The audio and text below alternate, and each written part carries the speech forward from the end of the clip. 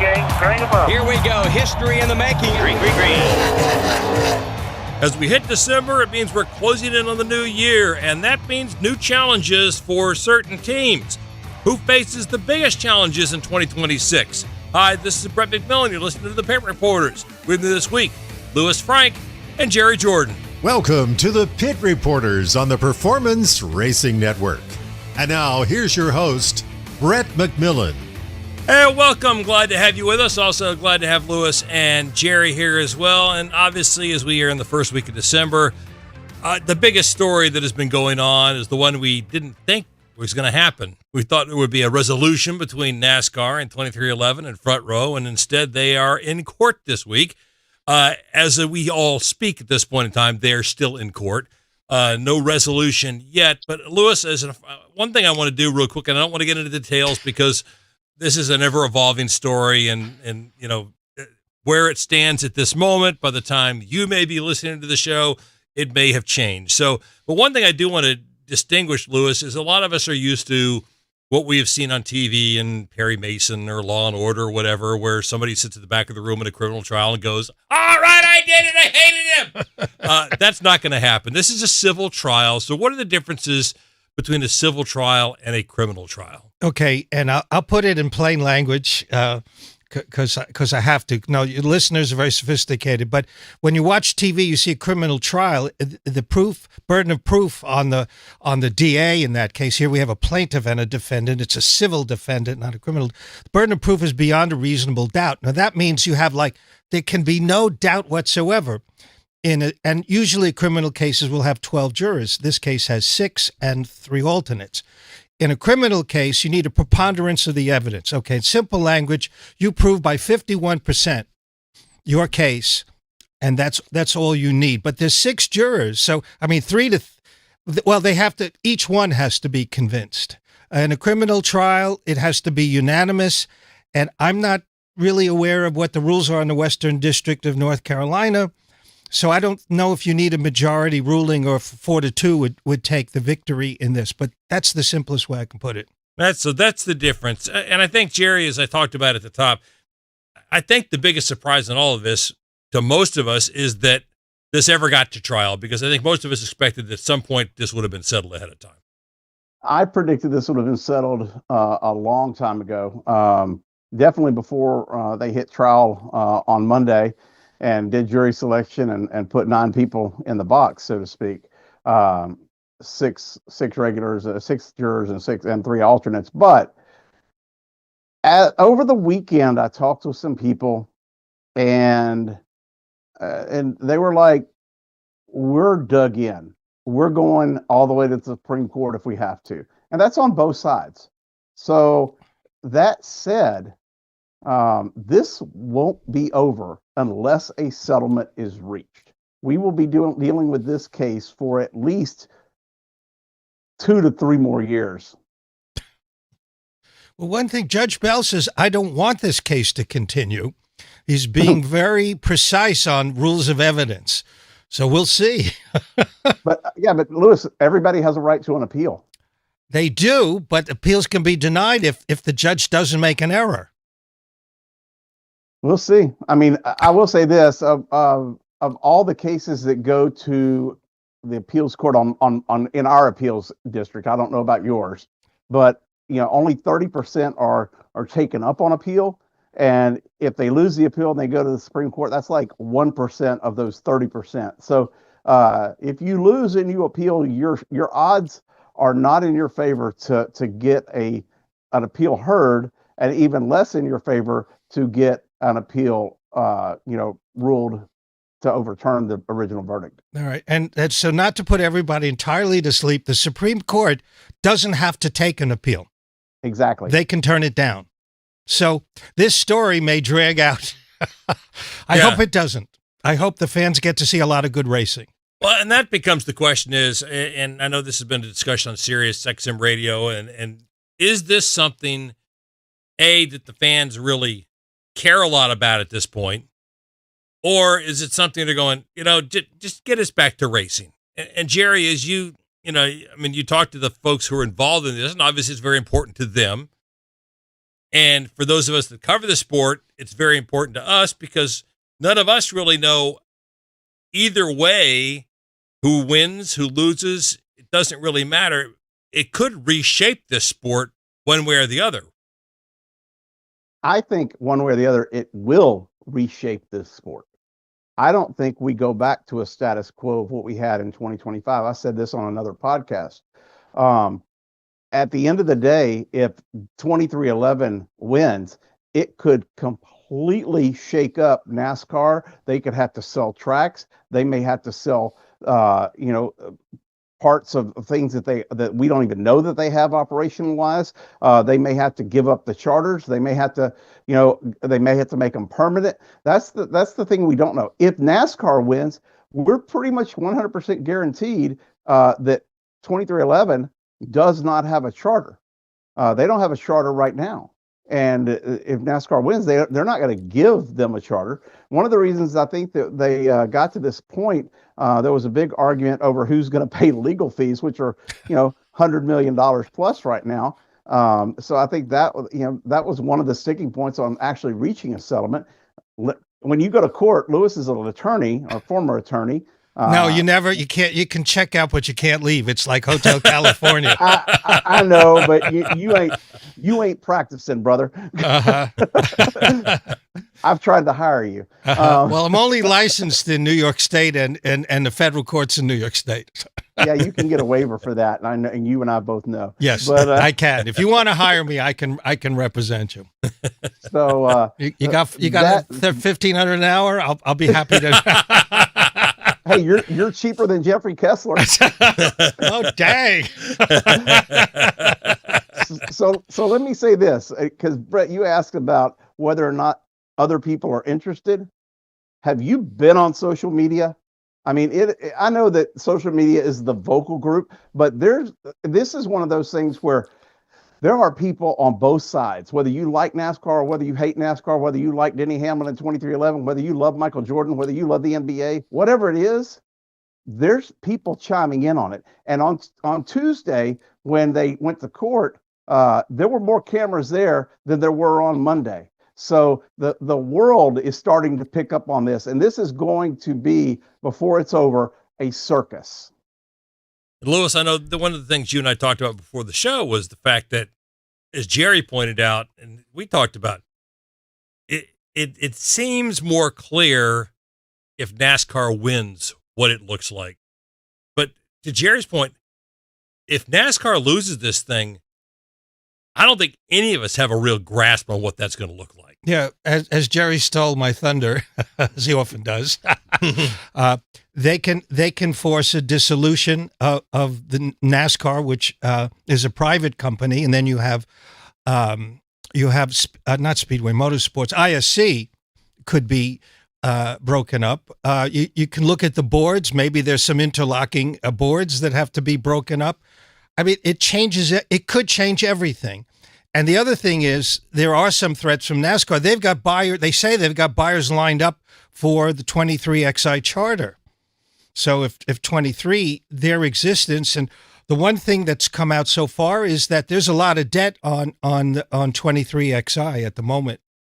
And who knows where that goes. So again, these effects, it's tremendous. And I think it will build, like Jerry said, it will build unless they settle. And what's going to happen is when one side thinks they're losing, it's in court, then it will settle. But if they both keep digging in their heels, then we go to a verdict. All bets are off. All we know is a lot of large figures have been thrown around and will continue to be thrown around. And I think it's hard for all of us to kind of grasp that kind of money that you're talking about. And that makes it very difficult. All right. There is racing to talk about, at least ahead in 2026. That will happen one way or the other. So we'll talk about that when we come back. This is Kyle Petty for Echo Park Automotive, and I'm here to tell you why you should shop Echo Park before you buy a car, truck, or SUV. Over half of inventory at Echo Park is priced below $25,000, and car for car, truck for truck, Echo Park Automotive's pricing is $3,000 less than the competition. Maybe that's why Echo Park has over 95,000 five-star reviews. Echo Park Automotive is built to make sure you drive away happy. It's even in their name. Echo Park Automotive. Every car, happy owner. The official used car dealer of Speedway Motorsports. Whether your engine runs daily or only when you need it, Z-Max Micro Lubricant is the force you need against carbon buildup that can damage your engine. Combustion causes carbon and other harmful deposits to build up in your engine, fuel system, and transmission. And carbon is like sandpaper rubbing against your engine's internal parts. You don't want that. You want Z-Max Micro Lubricant. It soaks into metal and keeps your vehicle running at peak performance. Find out more at zmax.com or visit us on Facebook and Twitter. Protect your engine to the max with Z-Max. Doug Rice is your host for Fast Talk every week on PRN, the Performance Racing Network.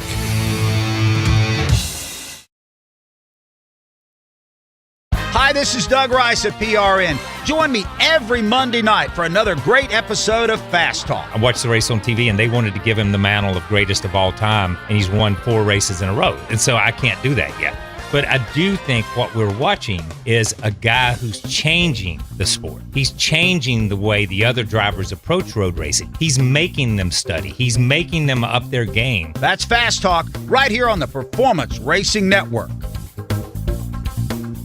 Local radio brings people together like never before. It's a beautiful hometown weekend out there. We've got Your local stations keep you informed and involved with music, talk shows, and real-time news updates you can trust. We are live and local. We are America's broadcasters, connecting you to what matters most. Text radio to 52886 and tell Congress to support your local radio stations. Message and data rates may apply. You may receive up to 4 messages a month, and you may text STOP to STOP. This message furnished by the National Association of Broadcasters.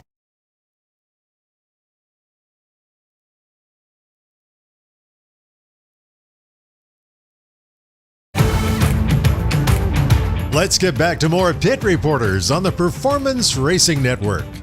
Hey, welcome back. Along with Jerry Jordan and Lewis Frank, Brett McMillan, glad to have you with us. And while the guys are dealing with all this court stuff, apparently they haven't been able to come up with a championship plan yet, Jerry. So we continue to wait to find out what the championship plan looks like for next year. I don't even think we have a qualifying plan for next year yet. So there are a lot of things on the table here that have to be decided, and we're, let's see, January 5th. Gosh, we're 2 months away from the first race. We got some things that need to be dealt with. Yeah, I said before the break, or you said we're going to race in 2026. I'm like, will we? We don't know what the qualifying is. We don't know the championship plan. To their defense, NASCAR's been a little bit busy lately. This lawsuit has definitely got them tied up with some stuff. So I'm sure they'll get it done. There's a lot of people that still work at NASCAR. Not as many as they used to have after many cuts, but they still have a lot of people working behind the scenes trying to get everything ready for 2026. I'm sure we'll hear something in the coming weeks.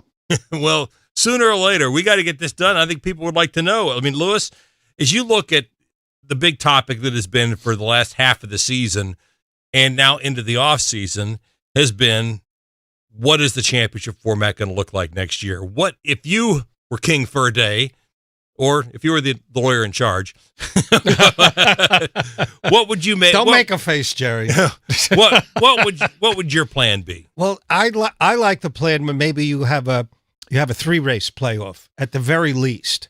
I mean, I'm really old school. I like the old point season system. Even if we had Matt Kenseth win in a boring year, that was all year long. He had the most consistent finishes, and to me, a championship is all year long. It doesn't play well on television, doesn't give you your ninth inning moment, as they've said over the years. So I'm a lawyer who likes to compromise. So let's have a 3-race instead of 1 race determining the championship. Do you still like the idea of a playoff, but with something that with some average finish at the end? It gives some extra storylines. It's artificial to me, but like I said, I'm all for compromise. So have an elimination for 7 races, and then the last 3 races amongst 3 drivers, because 1 race is not a whole season. And you knew I was rooting for Ryan Newman way back when he made the Final 4 at Homestead, just to be a curmudgeon. He had no wins, and he could have been a champion. Well, that's true. You like to kind of mess things up like that. Oh yeah. Jerry, what would be your choice? Oh, I used to say I liked the playoff system, and I was conditioned to like the playoff system. I mean, it's what you're supposed to say. And if you don't say it, you get frowny faces on your papers from NASCAR. But in reality, we did it for a bunch of years where Richard Petty won a bunch of championships and they were kind of boring.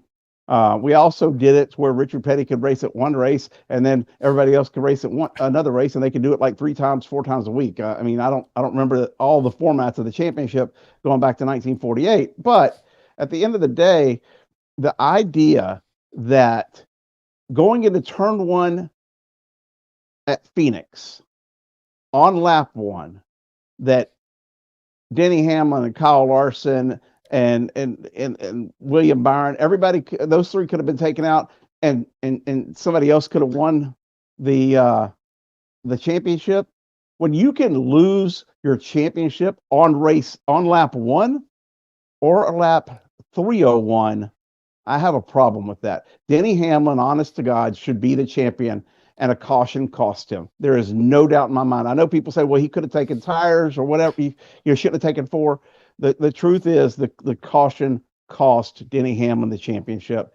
And for NASCAR, that's a relief because they're in court with him right now.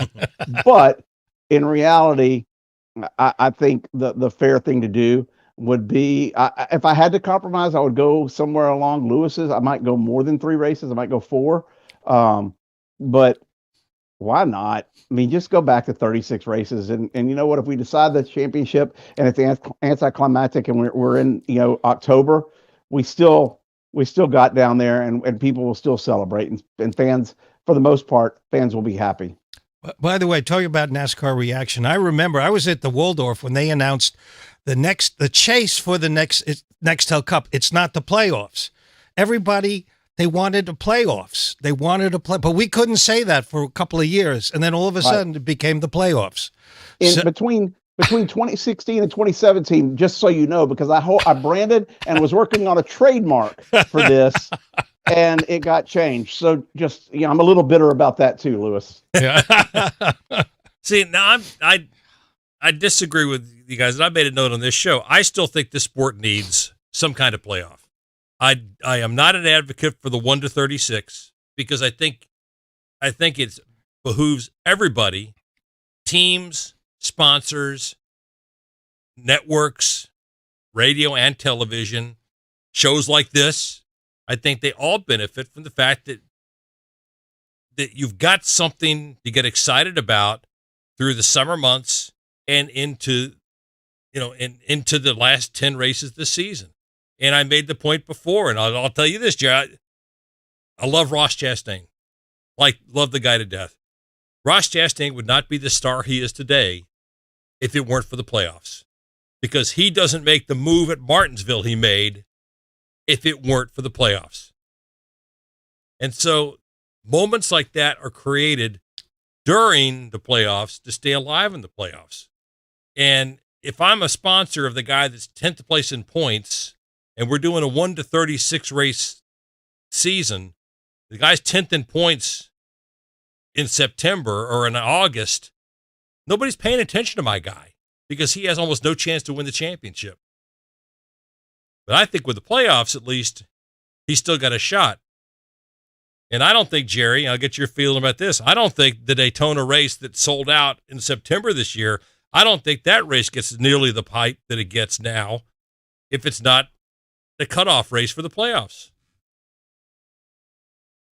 Might have a good point there. I mean, the playoffs sell tickets, and that's what NASCAR cares about. It, in theory, gets people to watch television, but if you've watched the ratings, I mean, they're okay, but they're not out of the park, to use a baseball term. But, I mean, I think if we're going to do a playoff system, let's do it better. Because one race where, like I gave you, it hasn't happened, but it could, it could happen. And that should not be how you determine your champion is one lap should not determine your champion. Yeah. Unless it's because they're tied in points going into the final race. Well, like I said earlier, that's why I would want, have some modified thing. I would agree. Again, compromise. 36 races. We had them at Kenseth Championship. They even made commercials about him being like a robot back then, and Jerry remembers that too. So yeah, I mean, it keeps some sort of playoffs, keeps the interest, but to me, just one race, or to Jerry's point, one lap shouldn't determine a champion. Yeah, I mean, I can get on board with that. I can get on board with some kind of average finish, even though we were told that we shouldn't have to do math. I can get on board with some type of average finish as a more fair system, understanding that. I can get that, but I still think we need to have some kind of playoff because I think it benefits all the parties involved in the sport. And it's a different world than when we started. You said the show's been on the air 26 years. We've got a different audience. I go back further, and so people have a shorter, there's more competition. People are paying to watch other people play video games. I don't understand that. You can call me an okay boomer, but we have a different audience. Jerry pointed out the TV numbers are not what they used to be in many sports, and now gaming, AKA gambling, is now determining many sports. So it's a whole different world now, and you have to keep people's eyeballs on this. So it needs a change, but with some compromises. Well, and I'm not sure the TV numbers are as bad as everybody says they are, in part because I'm not sure the TV numbers that we're getting are capturing the streaming numbers, Jerry. I mean, and think numbers. About it. Xfinity was up this year. Same network all year long. Xfinity got great numbers. Numbers were up.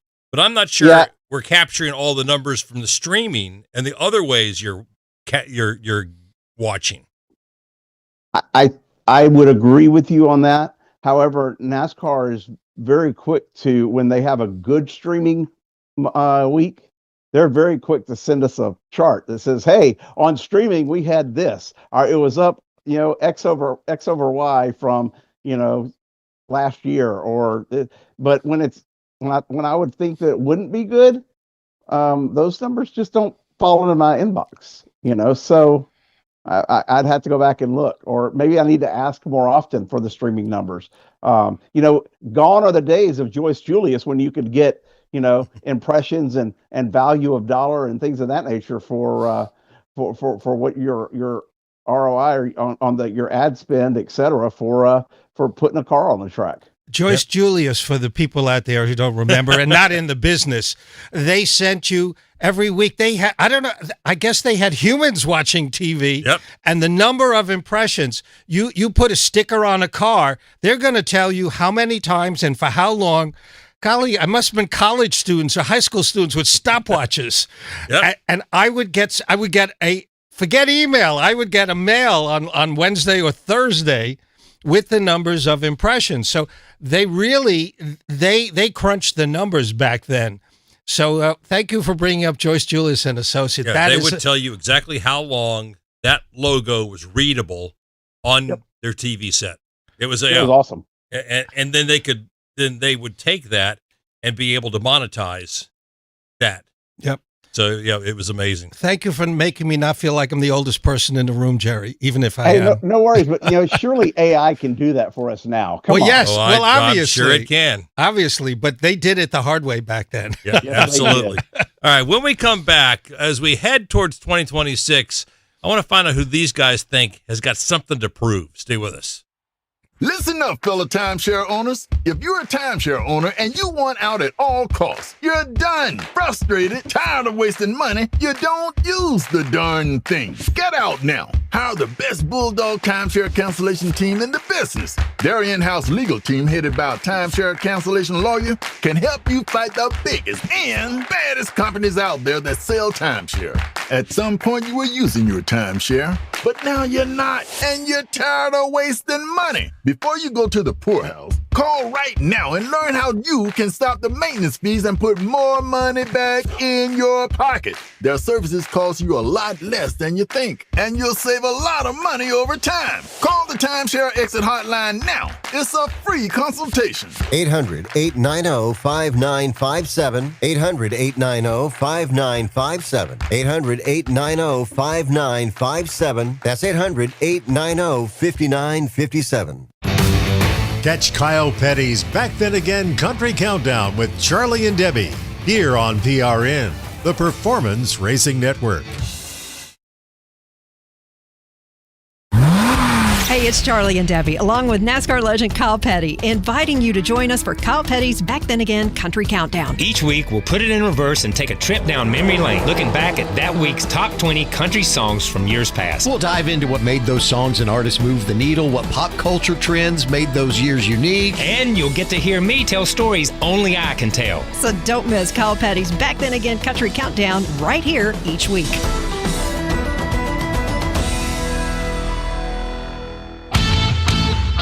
Welcome to PRN's At the Track. I'm Lenny Baticki. We are PRN's half-hour weekly show dedicated to the short track, dirt track, legends, and kart racing across the Southeast. We provide our audience with the news and insightful conversations with the newsmakers from grassroots racing. How did that help you this time to take this victory from a grassroots perspective? I definitely felt like Martinsville was a lot harder than the other one. That's PRN's At the Track.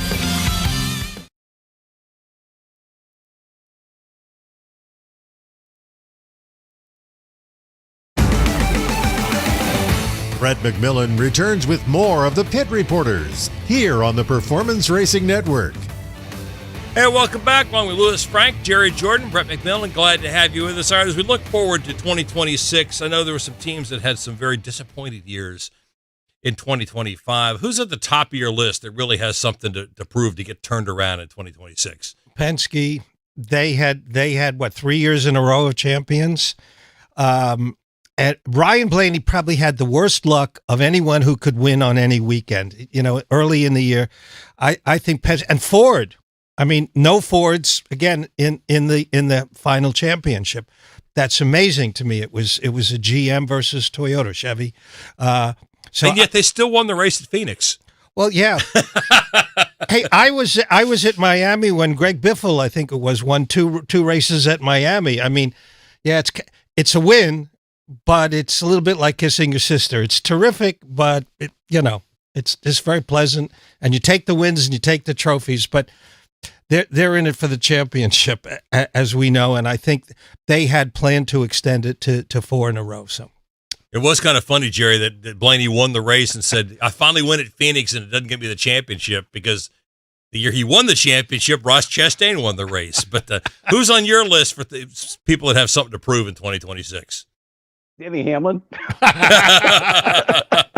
If he decides to get back in the car, he's still waffling on that. Yeah, I know. Denny's at heart. Denny's a racer. Yep. And he makes $14 million a year driving for Joe Gibbs Racing. So that doesn't count any of his endorsement deals. So Denny needs to make money. We've learned that from the trial already. But so he'll be back in the car, I'm pretty sure. But if you're looking at, if I had to think of someone that really, like, man, Joey Logano, like, fell off the planet, in my opinion. It's just bad luck for him. And we're not used to seeing that out of Joey. I know Blaney had wins and didn't get to have the championship, but to me, Logano has he's going to come back and it's an even year, by the way. It's an even year, so that's championship years. Exactly. So I will be placing my bet on Joey Logano before Daytona. I can assure you. Well, let me ask you guys about one that kind of is at the top of my radar, is Richard Childress Racing.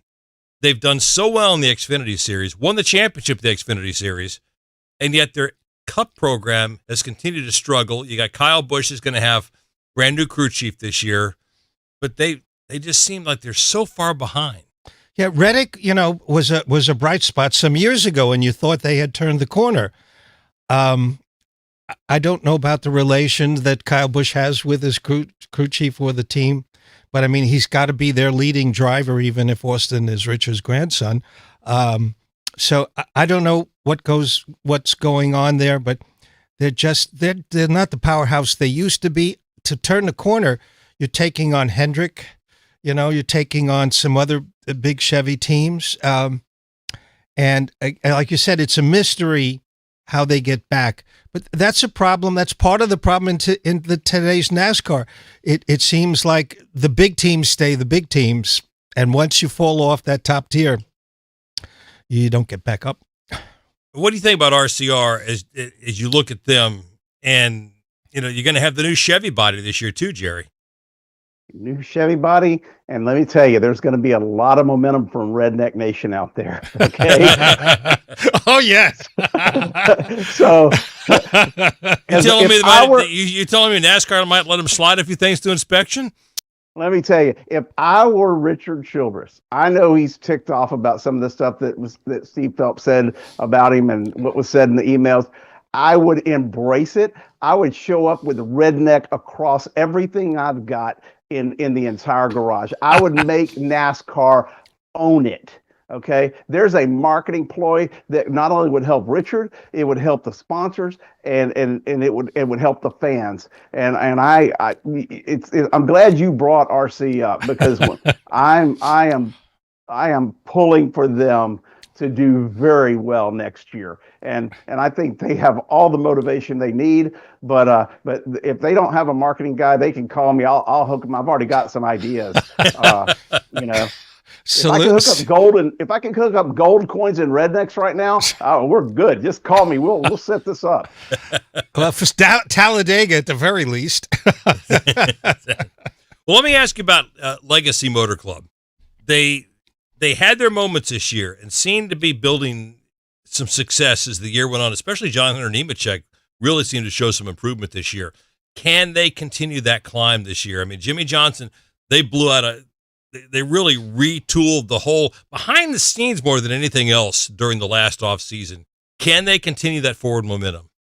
Well, again, they're not the number one. Maybe they're not even the number 2 Toyota team. So again, it's a hard road uphill, but these days, the magic is all in the computers these days. The drivers have to be aggressive, obviously, and make the right moves, but maybe they need a little more R&D. Again, I don't know. Could they? Yes, nothing is impossible, but today the difference, a normal person can't see the difference between the tiers. But like the fancy word is law of diminishing returns. Once another engineer in another series said to me, well, you get to a certain level, and I'm sorry for you only listening to this, but hold it at eye level, and another team is at nose level. Well, the team at eye level is continuing to go up, where the team at nose level has to go up like double to be competitive.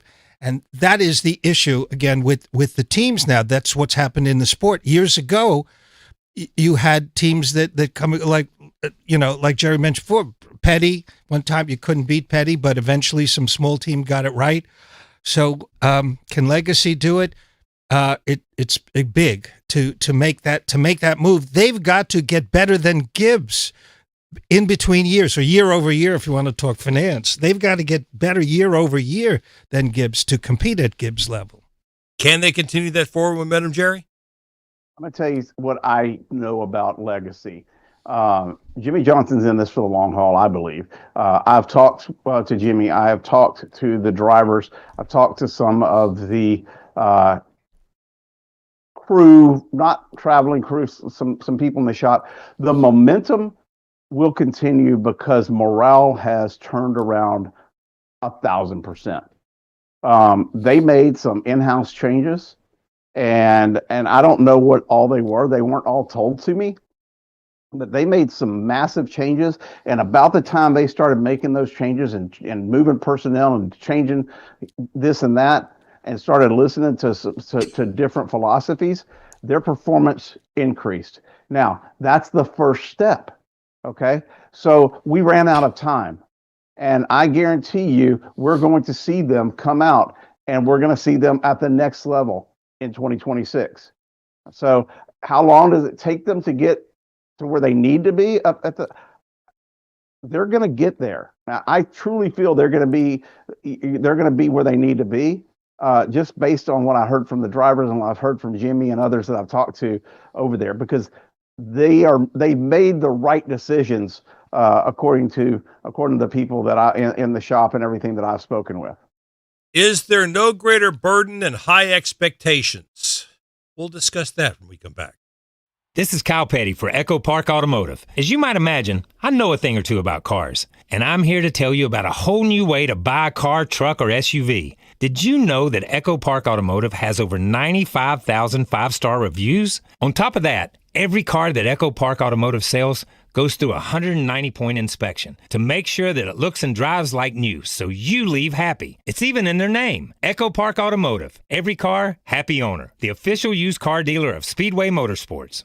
In addition to traditional summer camp, Victory Junction also hosts family weekends, partner programs, and day camps.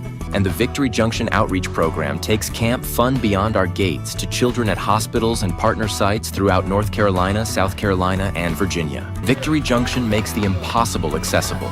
This is a place that needs to be here 50 years from now, 100 years from now. We are never going to run out of kids that can benefit from Victory Junction. Discover how you can get involved at victoryjunction.org. Lenny Baticki brings you PRN at the Track every week here on PRN, the Performance Racing Network. Here's Paul Doschel of Toyota. We have a kind of robust program around NASCAR, and we feel that if we're going to be there and compete against Chevrolet and Ford, that we want to be able to tell that story. And so we feel that a 360-degree approach is the best for that. Radio fills a much-needed void in our marketing program. Being able to have our commercial spots and the relationship that we have with PRN, where they talk about our vehicles as Camrys and Supras. The Toyota GR Supra makes that hard left turn onto pit road. As pace cars, the Toyota Camry pace car or the GR Supra pace car adds a nice touch to broadcast rather than when it's just the pace cars coming out of turn 4. So for us, it's really the coming together of the 360-degree approach to really make our program all-inclusive. NASCAR Network Radio drives business.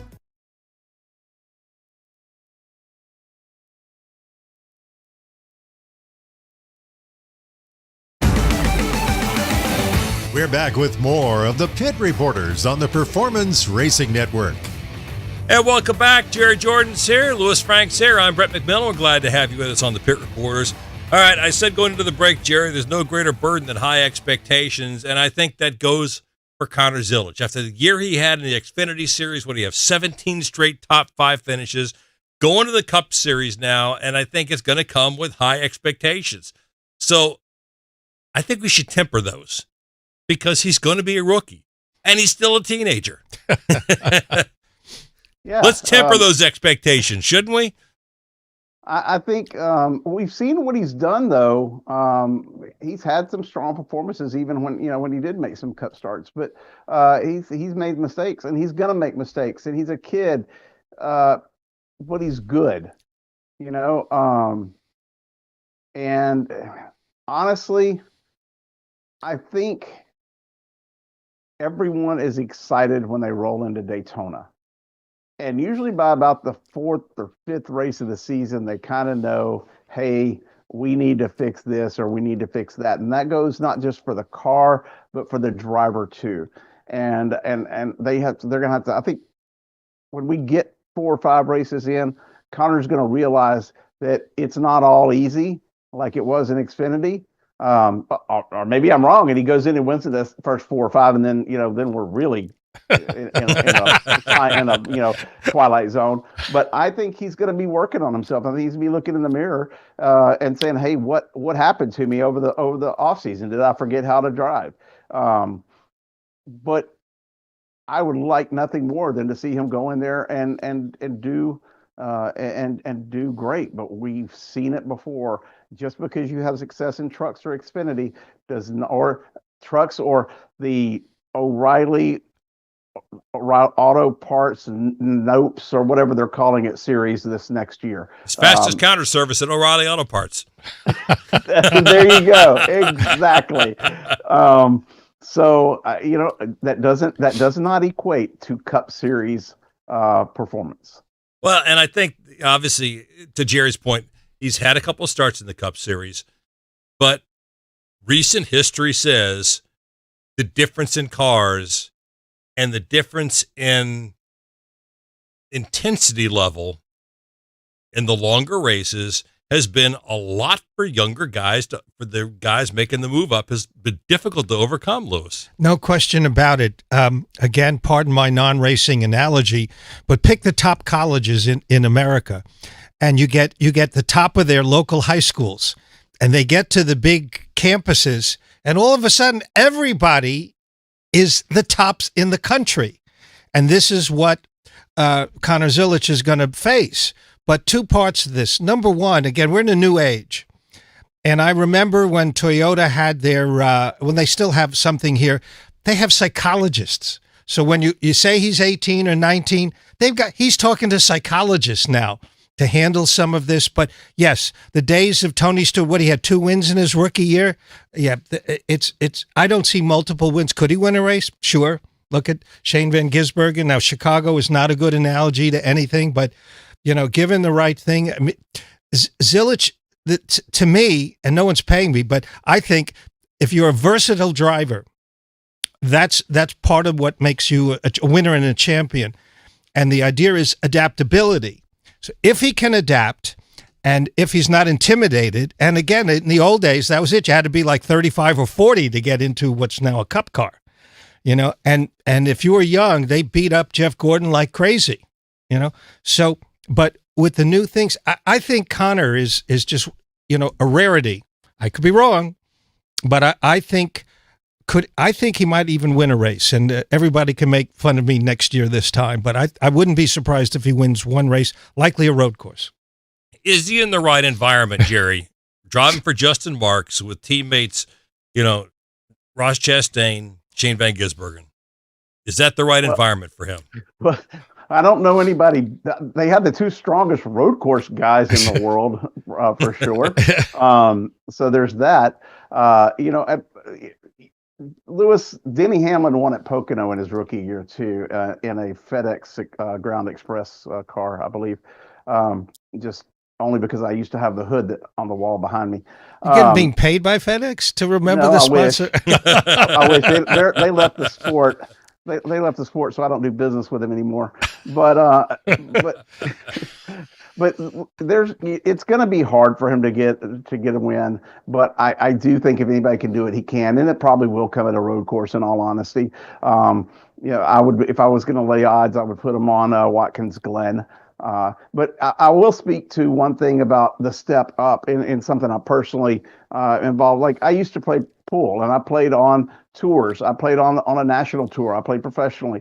But when you play on a regional tour, or you play in the state level, which I was ranked on the state level, but when I went up to the national levels, I only won one major championship, one major tournament out of all the tournaments that I played in. Because, as you said, Lewis, you're good where you're at, but once you move up, you're okay compared to what those other people are. You're all on the same playing field at that point, and it can set you back. And also, you talked about the mental aspect of it.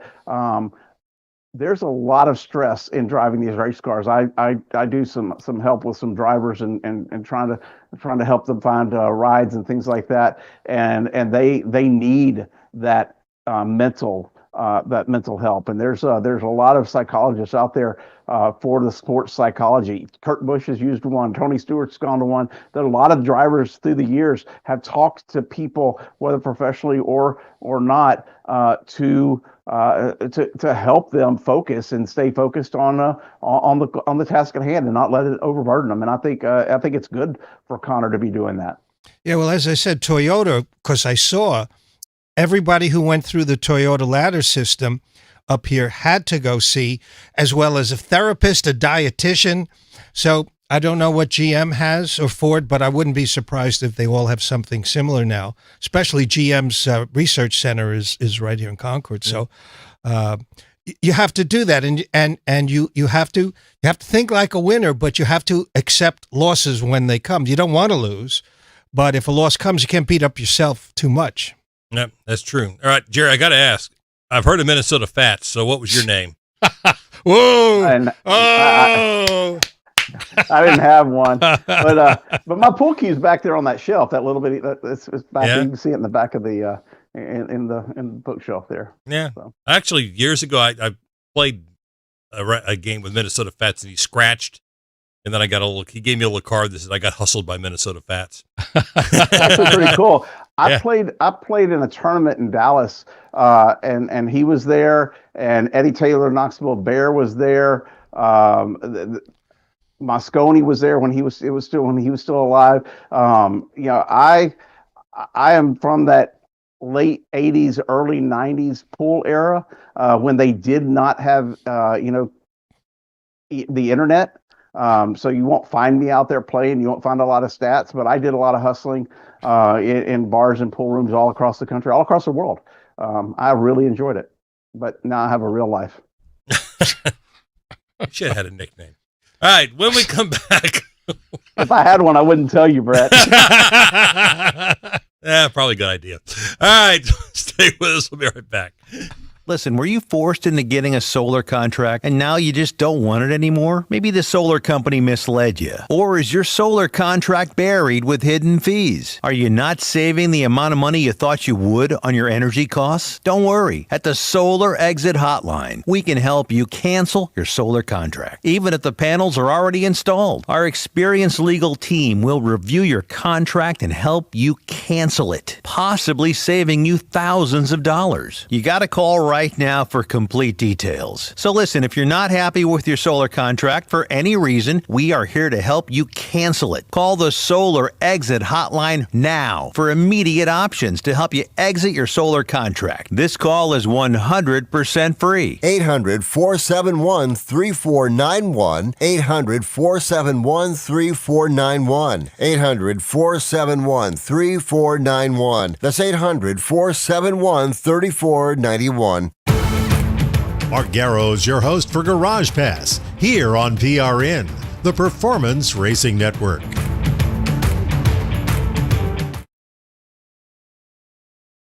These cars are about to fire it off in anger. Logano back across the stripe. Now Zane Smith putting on some pressure. Side by side, Austin Cindric has him at the line, and he will take the lead into one. Boy, what a save. We got cars sideways. It's Christopher Bell. He spins and collects a couple cars. Here comes Shane Van Gisbergen on the bottom. He's looking for second. Now Chris Buescher fired out of a cannon at turn 2. He's right into the rear bumper of Ty Gibbs. Which way is he going to go? Oh, it's a multi-car accident. I want to say 15, 20 cars.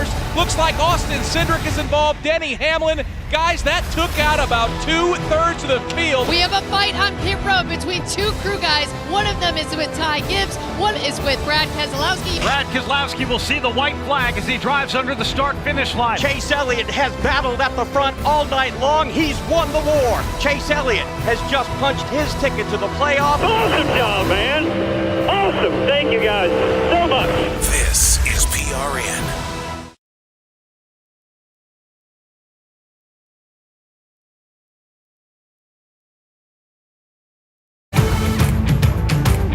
Let's get back to more Pit Reporters on the Performance Racing Network.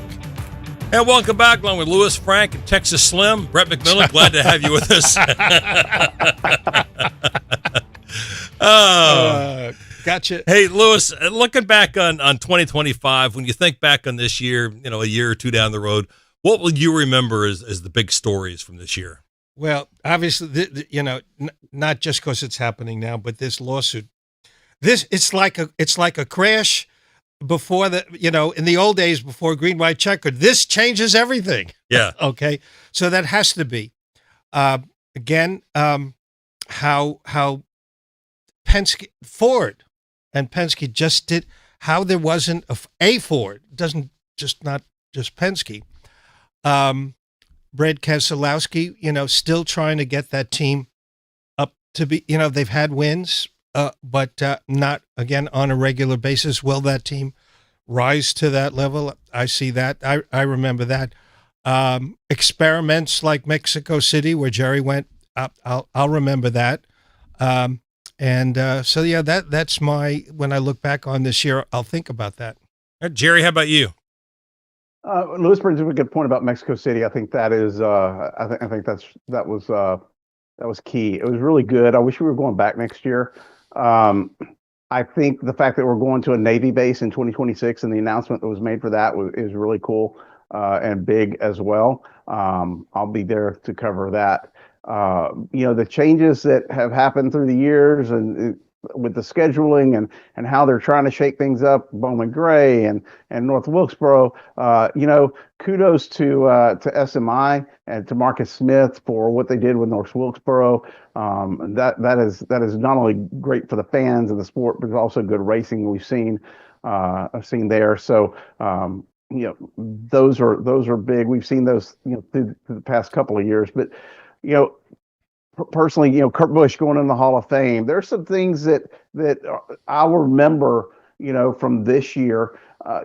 Just Kyle Busch not doing well, and again, it's just the struggles of some of these drivers. Those are things that I look at as a journalist and say, why did that happen this way?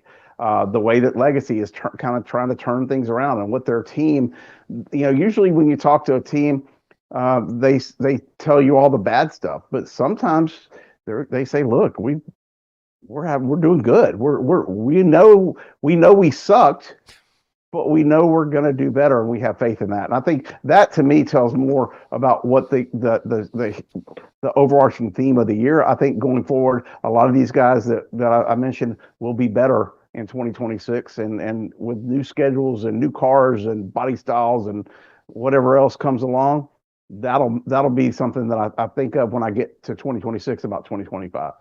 Who would be, Lewis, your driver of the year? Well, I have to go with Jerry. I think Denny Hamlin really performed this year. He did everything but, and like Talladega Nights, second place is first loser, so he didn't win. So I'd have to say Denny, and doing this while the lawsuit's going on, while he's fighting for his team to continue, whether you agree with him or not. He had a lot of distractions, and still to put it out of his mind and drive the way he did. He's we used to have an award driver of the year. I was part of that. So it went on not just wins, and Denny certainly had his wins, but on overall merit. So Denny would be my driver of 2025. How about you, Jerry? Well, obviously, I'm going to pick Denny because I've made a point about him. I stayed away from the lawsuit stuff because you guys know how I felt about that. But if you're looking at across the board, Shane Van Gisbergen, is what he's did in 2025 was pretty darn good too. So not to the championship level, but just the way that he knocked off all the road courses. And y'all correct me if I'm wrong, but that's like Jeff Gordon level, right? Oh yeah. We've also had, as we've asked each week, we've had some Corey Himes.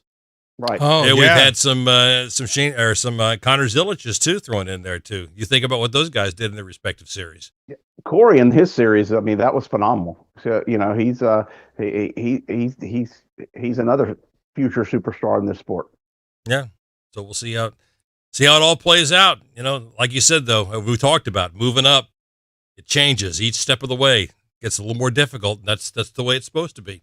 When we come back, White Flag Laps. Stay with us.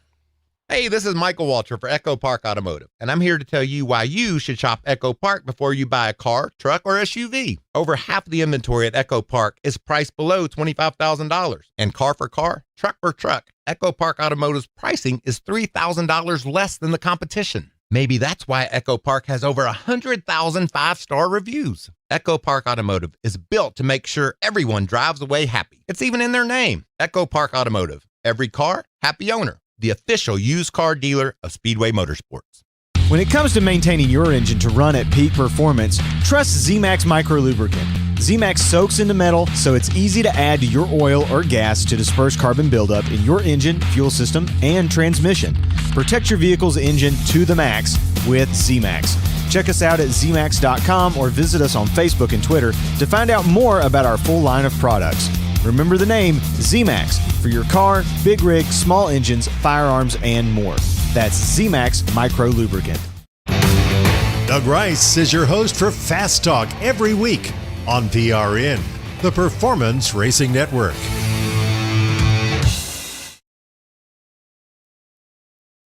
My fiance is a veteran. I did tours in Korea, Germany, and Bosnia before I got injured. When Yusuf got out of the military, he needed help getting his disability benefits. Luckily, DAV came to the rescue.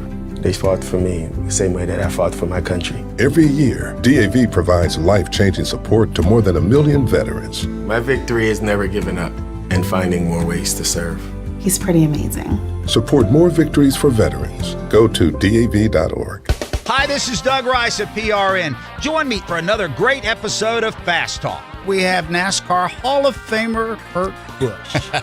What does a much older, wiser Kurt Busch want to tell Carson Hocevar? Well, let's bust out all the VHS tapes and you can watch all my mistakes. Try not to do those, Carson. I like what he's doing. He's learning and he's putting his time in up front. That's Fast Talk right here on PRN.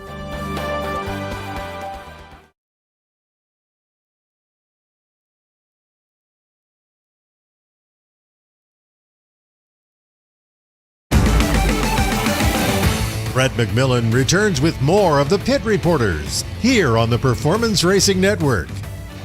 And time now for our white flag laps. And first up from kickingthetires.net, it's Jerry Jordan. Okay, real quick. It's simple. NASCAR 2311, team front row, settle this lawsuit. Don't go to the end. Following your swords, put your pride aside. This is not good. Okay, we shouldn't be here. Y'all both screwed up probably in some way, shape, or form. Look, let's fix it. Everybody have a big press conference, hug, kiss, whatever you got to do, and try to win the fan base back before the sport is forever changed. All right. I couldn't agree more. Next up, former Reuters writer and lawyer legend, Louis Frank. Well, this is likely my last show, so I'm still available for work, not just for Jerry. So, I'm still working.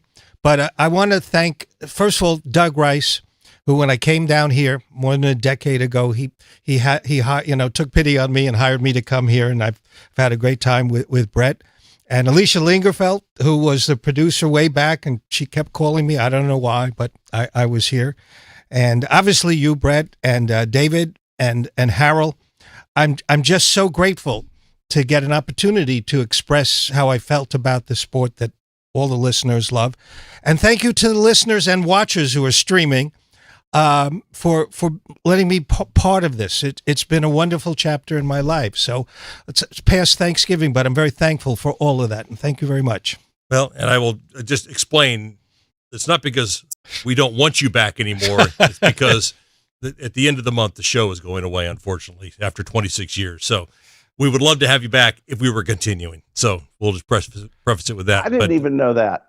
Wow. Yeah. Okay. Unfortunately, it's happening. So we've always enjoyed having you as well, Jerry. So we appreciate you always being with us as well. So I will talk about the fact that it is December. And as we come to the end of the year, we kind of close the book on what has been, I think, 2025 was a great year of racing. Had a lot of great things to think about, a lot of great memories from this past year.